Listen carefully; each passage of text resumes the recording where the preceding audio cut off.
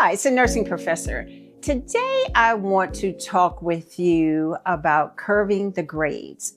This is the end of the semester, and I can't tell you the number of students that have come to me and said that they had a 76.85 or a 76.52, and a 77 is passing in my school.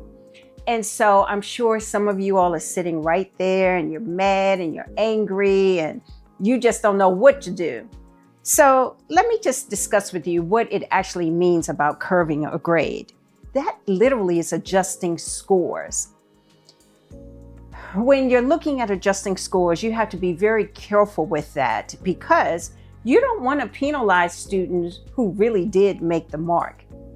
And the truth is this, if you don't agree with a score and you're taking your NCLEX exam, who are you going to talk to? Are you going to call up Mr. NCLEX and say, well, look, I ain't like question number 3? No, you're not going to do that. And so when you're looking at it at this point, yes, it's very disappointing. But the truth of it is curving grades should not be done. And I will refer you to your student handbook because usually it is mentioned in there that there's no rounding up of grades. Now, mistakes do happen.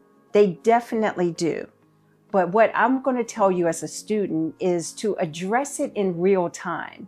There's nothing like you just took a quiz, you got your score back, you talk to your peers, and everybody's saying, oh, no, question number 3, I didn't understand that. No, the professor never talked about that, or I don't think that answer is right. In real time, then something could be done about that. Because what you can do is this. As a professor, you get a percentage of how many students got a particular question right or how many got it wrong. At that point, if you notice that only 10% of your questions of a particular question the students got right, you as the professor really should question that because the odds are just too great that something was wrong with that question. But students, you need to address it in real time. Don't talk about that in December when it happened in September, because at that point, the grade is solid. All right, so I know it's frustrating. I hate it myself that students have to retake courses when they're at 76.85. But your handbook tells you that in advance, and you don't want to put yourself in that position where you're sitting right there on the border. All right, so let's talk about the other part of that. Is that as a professor, you never want to artificially inflate grades either, because at some point it's going to catch the student. If you overinflate grades by saying, oh, I got 5 people who are 76.6, and you say, okay, let me drop a quiz. Some of those students might benefit from that, but not everybody. And again, it's all about accuracy. It's all about fairness. It's all about what really legally can be done because, again, you don't want to be sued. Litigation does not only happen at the bedside. It does happen in universities as well. All right? So curving is typically not an option. It is not guaranteed from class to class because you might find a professor that'll say, oh yeah, I know that's what the handbook says, but I'm going to do it anyway. Great for him or her. But I would caution you, if you're a professor out there, of doing that because, again, you never want any litigation to happen because you did not follow the rules of the organization. Okay? So for students, you're sitting at this point, you're pissed off, let it go.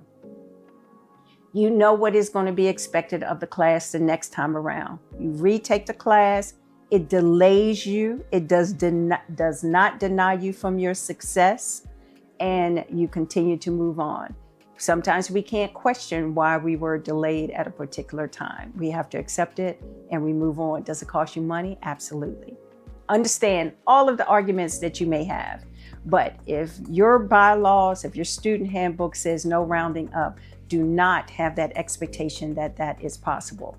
Because, again, let me say it one more time.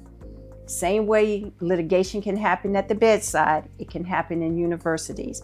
If the rules say you do not round up, you should not round up as a professor. The only thing that I would say for a student is this, is that, again, if you feel that some question is not fair, it's ambiguous, ask it at the time of that particular quiz. Do not wait until the end of the semester, because that's when trouble can happen.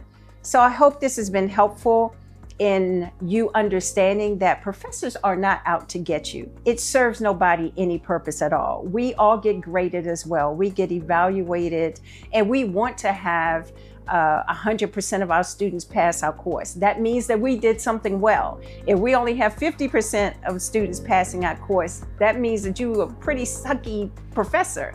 So nobody wants that to happen. So understand it from both sides. All right.